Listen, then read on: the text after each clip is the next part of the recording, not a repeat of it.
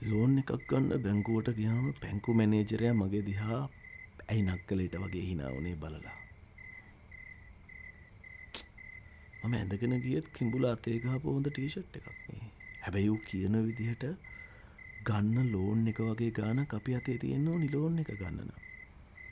යකෝ ඉතින් එහෙම සල්ලි තියෙනවා නම් අපි යනවා ලෝන් ගන්න. ටකින් අපිටම ගෙලින්න ආපු යෝ.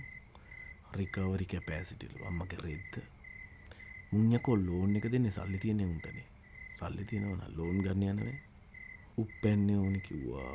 තව මරණ සහතිකෙත් ඕනි කිව්වා. ආච්චිගේ මල්වර සහතිකේ විතරයි ඉල්ලුවේ නැත්තේ පරයා. ලහු අනේ උගේ රෙද්ද උගේ කූතාඩි ලෝන් එක මට ඕනේ. මම දවසක ඕකගේ බැංකුවම සල්ලි වලට ගන්නවා. පොට්ට මැනේජරයා. හිතා ගන්න ඕනි.